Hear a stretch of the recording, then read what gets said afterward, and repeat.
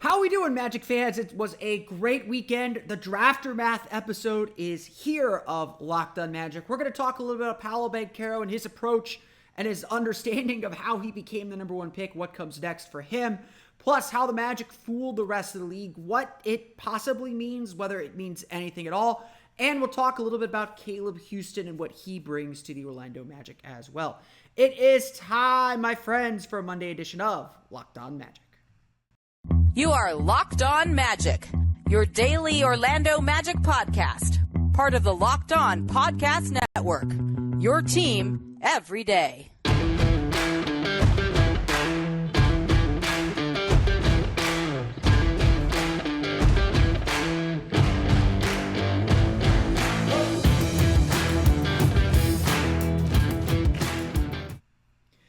And you are indeed Locked On Magic. Today is June 27th, 2022. My name is Philip Rossman-Reich. I'm the expert and site editor over at OrlandoMagicDaily.com. Of course, follow me on Twitter at PhilipRR_OMD. On today's episode of Locked On Magic, Paolo Banchero is ready to get to work for the Orlando Magic. We talk about what he said during his introductory press conference, which you can see in full on our YouTube channel if you haven't done so already. We'll talk a little bit about him, what he brings to the table for the Orlando Magic, how the Magic fooled the entire league, including me, and we'll talk a little bit about Caleb Houstan as well. We'll start hitting free agency on tomorrow's episode of Locked On Magic. But if my copy will load here, let me make sure I'm not missing any ad reads here. Before we do that, though, we want to thank you for making Locked On Magic part of your day every day. No matter when you listen to us, whether it's first thing in the morning, whether it's right when we upload, we truly appreciate you making Locked On Magic part of your day every day. Remember, there's a great Locked On podcast covering every single team in the NBA, plus teams in the NHL, MLB, NFL, and college too. Check them out wherever you download podcasts. Search for Locked On and the team you're looking for. Today's episode is also brought to you by BetOnline. BetOnline has you covered this season with more props, odds, and lines than ever before. BetOnline, where the game starts. I also want to get this announcement in here early. We'll repeat it later on. I owe you all a live episode. I had an issue. I've never set up a live episode using the program that I am using now to record my video podcast. I messed something up. I accidentally made my podcast available nowhere. So a lot of people who tried to join the live stream were met with the message that the video was not available in your area. That was completely my fault. So I owe you all a live episode. And so we're going to do it this Thursday. Starting at around 5:45, we are going to do a live episode of Locked On Magic, reacting in real time to all the free agent movings this Thursday. This Thursday at 6 p.m. is the opening of free agency. I'm not expecting Magic to do a ton of things, but we will be on. We'll talk a little bit about Magic and their free agent targets, what the Magic will ultimately do. If the Magic do anything, react to it in real time and answer all of your questions. So remember, set your clocks, 5:45 p.m. Eastern time on Thursday. We'll do a live episode of Locked On Magic. But let's start today by talking about the guy that we all are really excited about. I mean, whether you were a Jabari guy like I was, whether you were a Chet guy, whether you were a Paolo guy, this is still a really exciting moment for the Orlando Magic. As I said, throughout the course of the draft, of the pre-draft run-up, there are three really good players in this draft. The Magic got one of those three really good players, and splitting and figuring out the differences between them really, to me, was splitting hairs. There was no bad pick. I think I described it early in the draft process as this is a test with no wrong answer. It was really about what the Magic wanted. And so ultimately the Magic decided, hey, we need a go-to scorer. We need a dominant scorer. We need a guy who we could just get the ball to and will get us a bucket. Something so fundamental that to some extent I started thinking like, man, I warned everyone not to overthink things all week long, and I think we overthought things. I'd like to go into a little bit more of what I learned during this year's draft process. I tried to understand my errors in either predicting how the draft's going to go, or on missing or making on prospects and what to value and what not to value. That's why I came up with my saying of, hey, let's focus on what guys can do over what they can't do. That's where I, kind of came up with the idea of like, hey, don't overthink things. Don't sit with something too long. You make a choice, Obviously, even with all those good intentions, we still were kind of caught by surprise. And we'll get to some of that a little bit later on. But Paolo Banchero made his way to Orlando on Friday night, on Friday, to meet the media. Really looking like he was on about 2 hours of sleep, and I think that was a David Steele comment on the Orlando Magic Pod Squad. But it really looked like that. His energy was a little bit low. I'm not going to blame him because A, press conferences are super freaking awkward, and B, it was a long night. I mean, Jalen Suggs was chilling with us before the press conference, sitting right in front of me. We asked him like what that night was like, and he just shook his head and said, "It's tiring. It's fun, but it's tiring."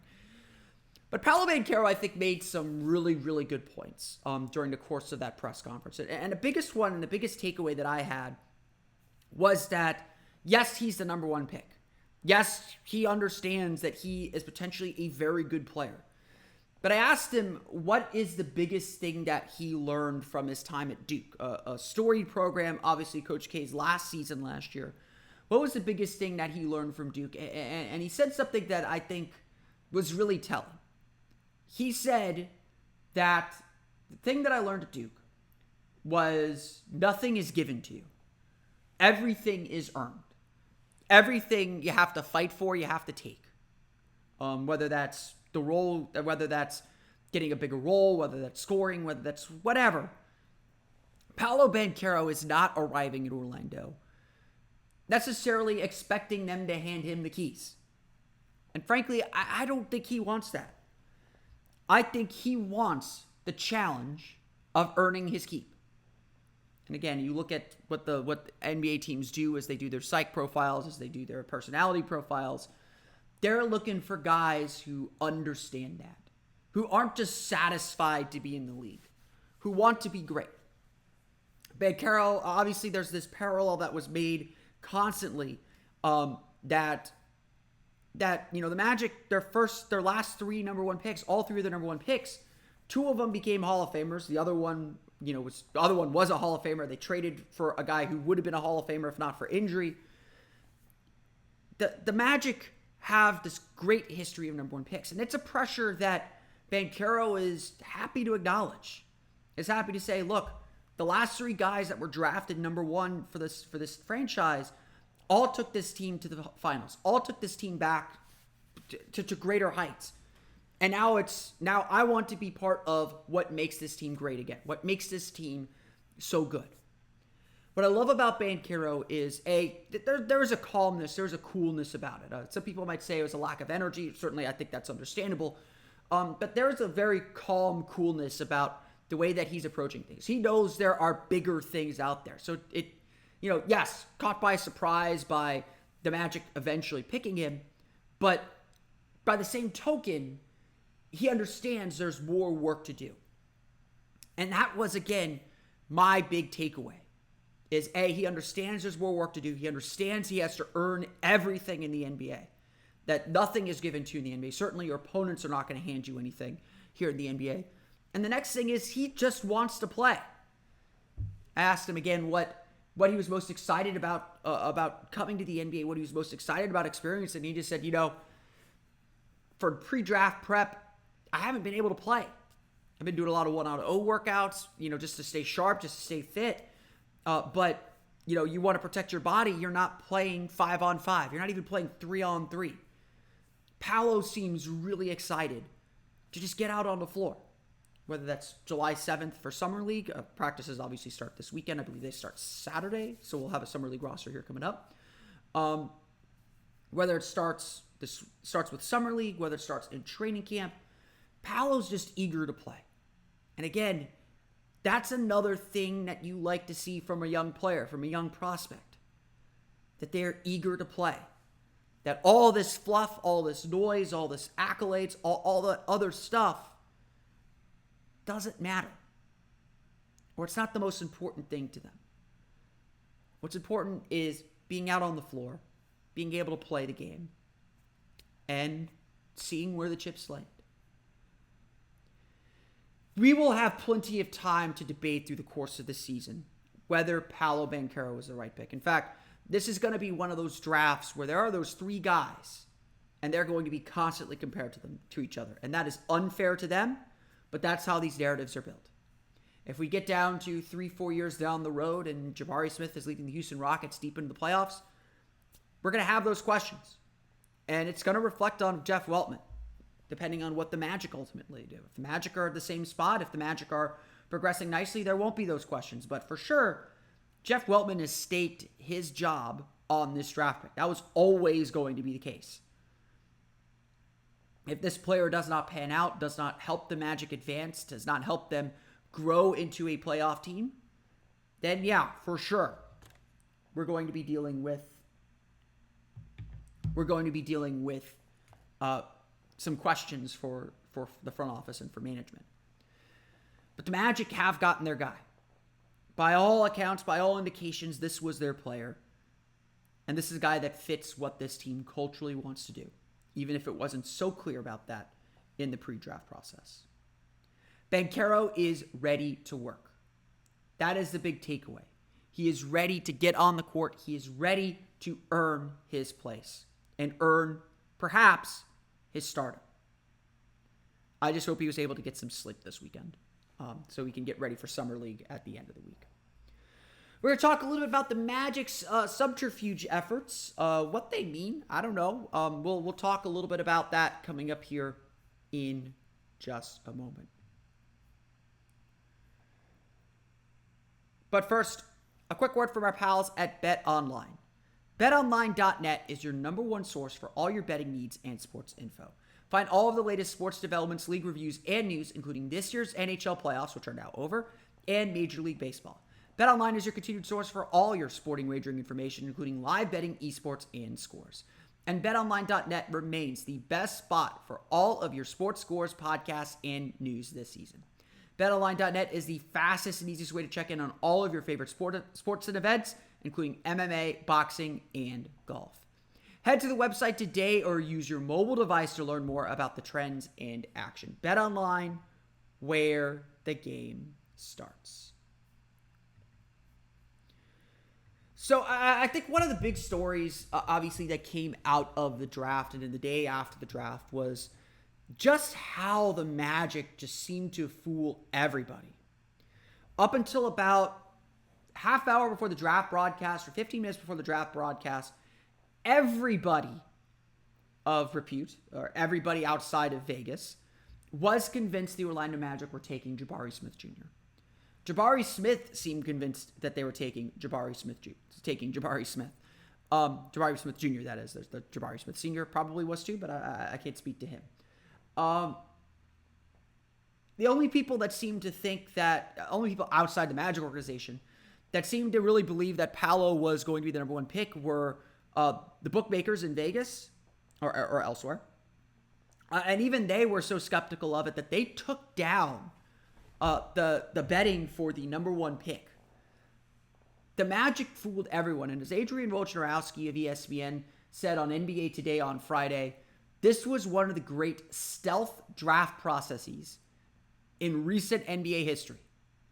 So stealthy, in fact, that teams around the league were impressed with how the Magic were able to keep their true intentions, and their pick for the number one pick is usually the number one pick, everyone kind of knows who it's going to be. And so this was a very unique draft in that sense, where it wasn't clear who the number one pick was they were able to keep their intention secret. The league was impressed with what Jeff Weltman and his staff were able to do. Now, the big question that I've gotten is, what are the benefits to this? And what were the Magic trying to actually do? Well, first off, I think what should be abundantly clear is the Magic picked Paolo Banchero either as the guy that they really wanted or the guy that teams are most likely to trade up for. I don't know which one it was. Jeff Weltman, by all accounts, said the team was still trying to figure out who they were going to take deep into the draft process, but it was one of those two things. Either the Magic believed Paolo Banchero was the guy that they wanted all along, and everything else was a smokescreen, or the Magic believed that teams would trade up for Paolo Banchero. And that's why Paolo Banchero was kind of set up for this kind of mystery role, this mystery player role that they seem to be going for. Jeff Weltman kind of said it best Thursday after the draft. When you're playing poker, you don't put all your cards on the table. And while the joke among Magic fandom was, well, you weren't playing poker, you were playing solitaire, since you had the first pick and control over the rest of the draft, there is something to that. Look, no team is ever going to outright say who they're going to pick before the draft takes place. They want to create enough mystery so that if there is a team that wants to trade up, we'll make a Godfather offer. We'll make a big offer. And at least be open to ideas. Now, it may take a lot, may take more than an offer you can't refuse to make that deal, but you want to be open to it. You don't want to close doors on the draft process. And that's really what this is about. You don't want to close doors. And if anything, I think the concern with how the Magic treated Paolo, not that the Magic had the choice at the end of the day, but it did kind of feel like they were purposely they're certainly trying to make it look like they had closed the door on Paolo. And to some extent, from what I understand from Paolo's camp, is that Paolo's camp felt like that door was closed too. Either that or they were playing along just as much as anyone else. Which again, I don't know why they would. They want Paolo to go number one because he makes more money that way. Again, was this effective? At the end of the day, the Magic got their guy. And I think that's most important. That's the result that ultimately matters. The Magic would not do anything if Paolo Banchero were not their guy. At the end of the day, they picked the player they wanted to target, and they were trying to figure out what is the best way to get the most value out of this. Whether they had some misinformation or whether they had information suggesting Houstan was really willing to trade up or whatnot, that's probably what led to this kind of process and this decision making. That's probably why they probably, kind of saw that Houstan really wanted Paolo. Again, if you watch some reactions from Rockets fans who were bitterly disappointed when Orlando took Paolo Banchero, though I think they'll be very happy with Jabari Smith Jr. too. There might have been something there. But obviously, Orlando wanted Paolo first. And I think Orlando was hoping that they could sell Houstan on Jabari Smith. And if they could, then they would make a deal. Ultimately, that deal wasn't there. So a lot of this kind of misdirection was for naught. Again, it caught the league by surprise. But I don't think it accomplished everything that the Magic were hoping to accomplish. Again, at the end of the day, the Magic got their guy. That's really what matters. That's what makes this a success. And Orlando had plenty of points of contact with Paolo Banchero. They reportedly interviewed him at the NBA Draft Combine, or they spoke with him and his representatives then. They had several Zoom meetings on Wednesday, it sounds like, where they got all the information that they needed. They did the interview with him. They did the personality profile that they were looking for. Jeff Weltman assured everyone that the Magic got everything they needed from Paolo Banchero and did not need a workout. If there's a lesson that maybe we should learn from this draft process, as well as several other draft processes the Magic have had before, it's that the workout doesn't really matter. And like I said before, the workout is more about the job it's a job interview. It's not about how you shoot. It's not about how you perform. It's about how you take coaching. It's about how you understand concepts. And if the Magic did not feel that part was important to drafting Paolo Banchero, then that part wasn't important to drafting Paolo Banchero. Again, we'll see what the case is when he actually gets on a court and has to be coached. I think people who are questioning what the Magic did are right to do so. Was all this cloak and dagger necessary? You have the number one pick. You could have very easily had played everyone by saying, hey, we want to bring everybody in. We want to interview everybody. We want all of you available to the media. We're celebrating the number one pick. We want to feed this narrative that we are making a choice.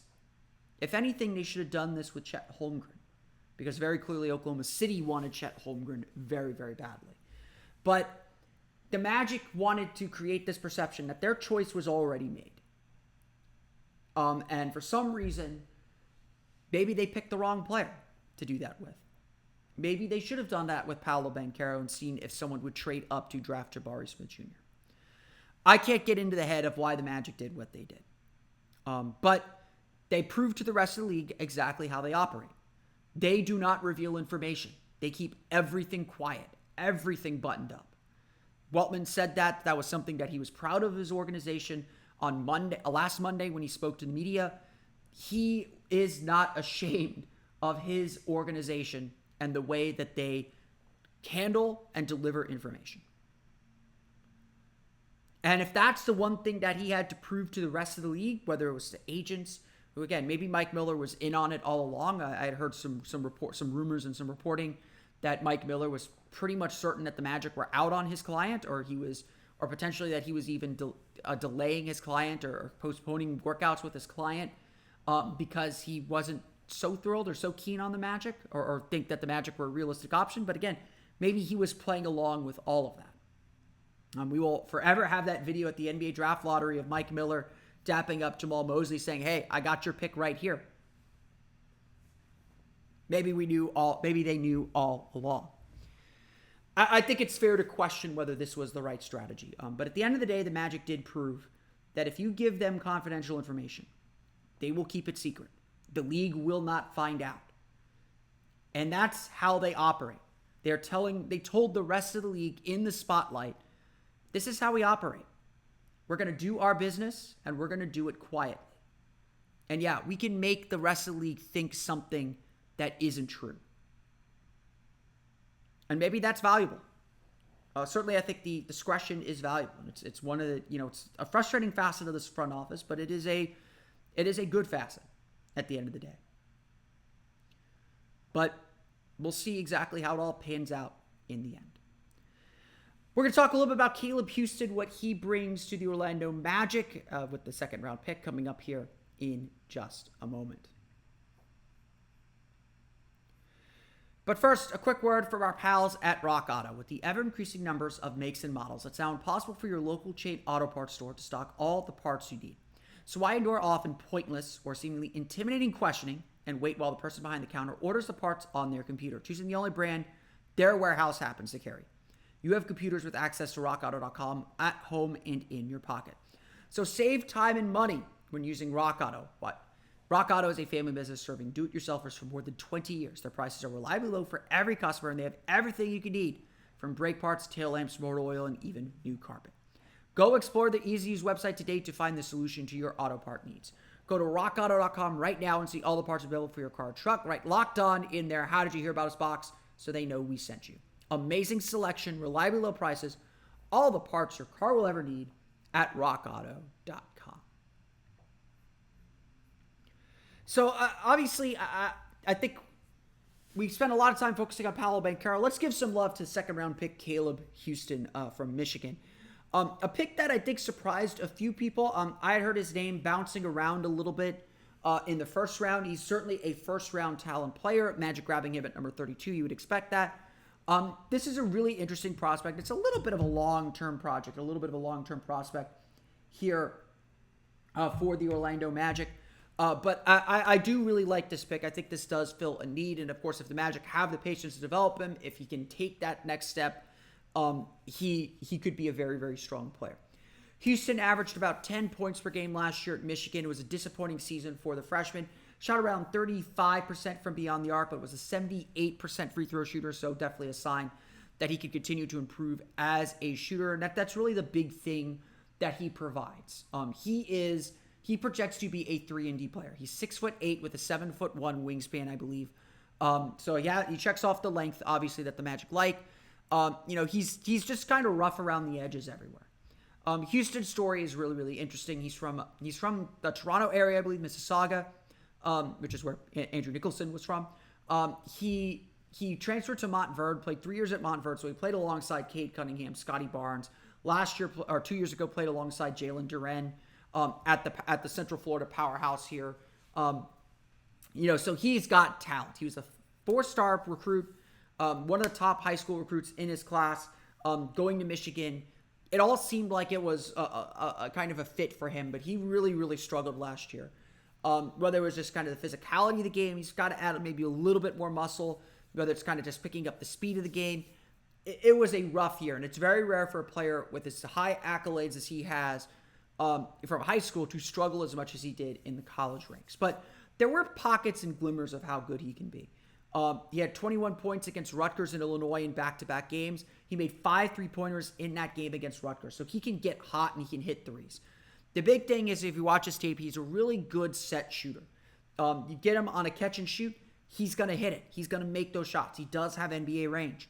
And so that's obviously a solid place to start. That's obviously a good place for a young player to start. He can clearly define and carve out a role. He's got enough athleticism. He can do some straight lines to the basket and finish at the rim. That's good too. But his game is just very, very rough. I think he pulled out of the combine. He did not go to the NBA draft combine, which made everyone think that either he had a promise to go somewhere or that he was going to go back to college. I do think he probably would have benefited from heading back to Michigan, getting a second year. It worked for Benedict Mathurin. It worked for Jaden Ivey. Now, obviously, he was probably about as good as Benedict Mathurin was his freshman year. I think he would have benefited from that just to get more of those reps. Michigan would have featured him. Michigan would have given him the ball a little bit more. He would have gotten a lot better. He'd gone through the draft process, understand where he needs to get better. I do think he would have gotten some value from that. And honestly, I would expect Houstan to play a lot in the G League this year. I think the Magic do view him as a little bit of a long-term project, a super talented long-term project, but I do think they view him as that kind of long-term project. It wouldn't surprise me if, I think they signed him to a contract, to an NBA contract. I think he does take one of those roster spots, but it wouldn't surprise me if he gets a chunk of playing time in the G League this year. I think that will ultimately be best for his development, but if the Magic do invest in him, if the Magic do develop him right, he does have the opportunity to be pretty good. He does have the opportunity to be a good 3-and-D player, a great shooter, a guy who fits in around the core that the Magic are building. Because, you look at this Magic roster, we're going to look at the Magic roster tomorrow. Shooting is still something that is very, very valuable. Something that is absolutely needed for this franchise and absolutely needed for this team to kind of take its next steps. Houstan, I think, fits that. And so in that sense, I do like this pick, but it is certainly a gamble. This is not a guy that's going to step in immediately and play. I think he can have his moments, but this is a guy who you're going to have to very carefully tailor and define a role. He's going to have to accept that role. He's going to have to put the work in to improve. But if he does that, there is a spot, there is a role that you could carve out for him on this roster. So I think this was a good pick. I think this was a good upside swing for sure, because he can be very, very good. Go watch his high school tape. It's all there for him. It's just about putting those pieces together and standing out once again. That's going to do it for me today, though. I want to thank you all again for listening to today's episode of Locked On Magic. Of course, find me on Twitter at PhilipRR_MD. Subscribe to the podcast on Apple Podcasts, Stitcher, TuneIn, Himalaya, Google Play, Spotify, Odyssey, and all the fun places to download podcasts to your podcast-enabled listening device. For the latest on the Orlando Magic, be sure to check out OrlandoMagicDaily.com. You can follow us there on Twitter at OMagicDaily. Now that you're done with us, go make your second listen to the Locked On NBA podcast. They're doing a complete recap of the NBA draft. I was a guest on Locked On NBA, I believe on Monday, so you can definitely check me out there to talk a little bit more about Paolo Banchero. With free agency coming up this week, Locked On NBA is your source to everything going on around the league. Daily updates as we get ready for free agency. We will talk free agency on tomorrow's episode of Locked On Magic. I'll kind of set the table with where the Magic are at roster-wise. Maybe a few targets. We'll sprinkle in a few targets for who the Magic should chase after, the needs that they have to fill, and all of that. It's going to be a fun free agency. And, of course, don't forget Thursday, starting at around 5:45 p.m. Eastern Time, maybe a little bit late, maybe a little bit earlier. Starting around 5:45 p.m. Eastern Time, we will do a live episode of Locked On Magic. We'll react to free agent signings and free agent goings-on as they happen, talk a little bit about the Magic, what their free agency strategy will be, answer your questions, and react as the Magic do their free agency this year too. But that's going to do it for me today. I want to thank you all again for listening to today's episode of Locked On Magic. For Orlando Magic Daily and Locked On Magic, this has been Philip Rossman-Reich. We'll see you all again next time for another episode of Locked On Magic.